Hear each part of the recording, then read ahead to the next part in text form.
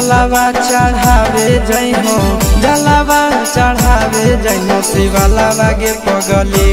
गौरा मैया के सैया से मंगी होई है पगलावा गे पगली गौरा मैया के सैया से मंगी होई है पगलावा गे पगली जलावा चढ़ावे जई हो जलावा चढ़ावे जई हो शिवलावा गे पगली गौरा मैया के सैया से मंगी होई है पगलावा गे पगली गौरा मैया के सैया से मंगी होई है पगलावा गे पगली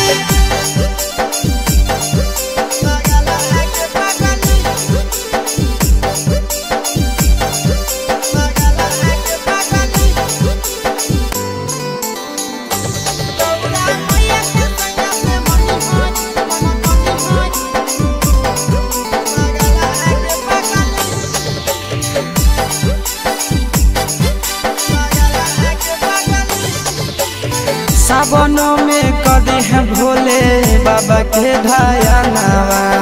सातो जन्म हमरे के मानी है सजनावा सावन में कदी है भोले बाबा के ढायनावा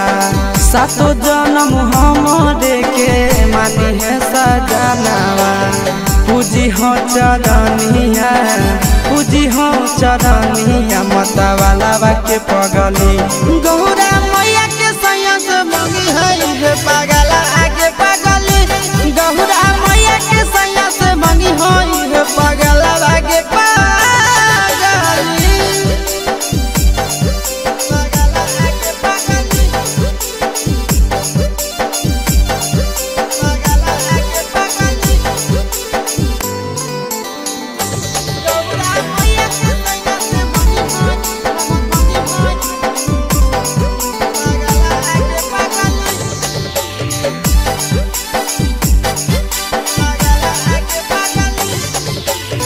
सावन के पहिला तो मारी भूखल रही हो दिलावा के बतिया भोले बाबा जी से कही हो सावन के पहिला तो मारी भूखल रही हो दिलावा के बतिया भोले बाबा जी से कही हो बतिया चिंटू आशीष के बतिया तू रखी हो खाया लावा गे पगली